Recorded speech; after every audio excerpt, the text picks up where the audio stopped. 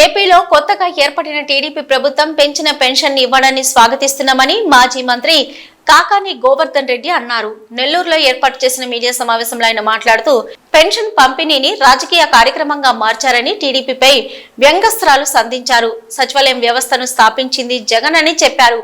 పెన్షన్లు సచివాలయం ఉద్యోగుల చేత పంపిణీ చేయించి తిరిగి జగన్ పై విమర్శలు చేయడం సిగ్గుచేటని ఫైర్ అయ్యారు. పేదలకు పెన్షన్లు ఇంటికి తీసుకెళ్లి ఇవ్వాలని ఆలోచన చేసిన వ్యక్తి జగన్ అని కొనియాడారు. గతంలో చంద్రబాబు నాయుడు ముఖ్యమంత్రిగా ఉన్నప్పుడు పెన్షన్ తీసుకోవడానికి ప్రజలు ఎంత ఇబ్బంది పడ్డారో అందరికీ తెలుసని అన్నారు. వైసీపీ వారికి పెన్షన్లు ఇవ్వడం లేదు, ఇది దుర్మార్గపు ఆలోచనని మండిపడ్డారు. జగన్మోహన్ రెడ్డి ప్రభుత్వంలో పార్టీలు, కులాలు, మతాలు చూడకుండా అందరికీ పెన్షన్లు ఇవ్వడం జరిగిందని అన్నారు. రాష్ట్ర ప్రభుత్వం తెలుగుదేశం ప్రభుత్వం ఏర్పడిన తర్వాత మొట్టమొదటిసారిగా పెంచినటువంటి పెన్షన్లని జూలై 1వ తేదీ 2వ తేదీ పంపిణీ చేయడం జరిగింది. అయితే ముఖ్యమంత్రిగా చంద్రబాబు నాయుడు గారు ఈ ప్రక్రియను చేపట్టాడు. ఎన్నికలకు ముందు హామీ ఇచ్చినటువంటి విధంగా ఇది మేము మొదట్లోనే చెప్పాం. ఏదైతే ఎన్నికలకు ముందు ఇచ్చినటువంటి హామీలు ఉన్నాయో వాటిని ఒక్కొక్కటిగా మీరు నెరవేర్చడం అనేటువంటిది ఇది ఆహ్వానించదగినటువంటి పరిణామం.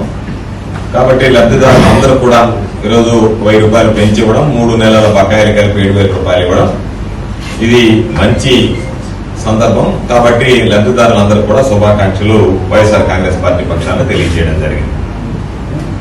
అయితే పెన్షన్లు ఇస్తానని మీరు హామీ ఇచ్చారు. దాని ప్రకారం మీరు పెన్షన్లు 4000 రూపాయల లెక్కన ఇవ్వడం జరిగింది. మీరు ఇచ్చేటువంటి ఆ పెన్షన్ల పంపిణీలో మీ గొప్పల గురించి మీరు చెప్పుకోవడమో మేము ఇది చేశామని చెప్పడంలో మాకు అభ్యంతరం లేదు. దాని గురించి మేము పట్టించుకోవాల్సినటువంటి అవసరం లేదు. కాకపోతే పెన్షన్ల పంపిణీ మీరు చేసేటప్పుడు వైఎస్ఆర్ కాంగ్రెస్ పార్టీ విధానాల్ని, జగన్మోహన్ రెడ్డి గారిని తప్పు పట్టినట్టుగా మాట్లాడడం, ముఖ్యమంత్రి గారి దగ్గర నుంచి చోటా నాయకుల దాకా తెలుగుదేశం పార్టీకి సంబంధించినటువంటి వ్యక్తులు, అది సరైనటువంటి పద్ధతి విధానం కావాలనేటువంటిది ఈ సందర్భంగా స్పష్టం చేయాలనే ఈ మీడియా సమావేశాన్ని ఏర్పాటు చేయడం జరిగింది.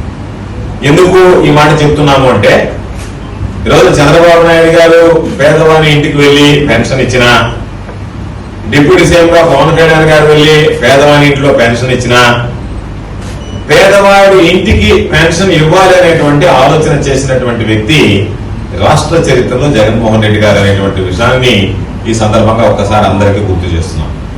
జగన్మోహన్ రెడ్డి గారు పరిపాలన చేపట్టక ముందు, వైఎస్ఆర్ కాంగ్రెస్ పార్టీ ప్రభుత్వం రాక ముందు పెన్షన్ అనేటువంటిది ఎక్కడన్నా ఒక దగ్గర మీరు ఏర్పాటు చేసినటువంటి దగ్గరకు వచ్చి పడికాపులు కాసి తీసుకువెళ్లాల్సినటువంటి అవసరం ఏంటి?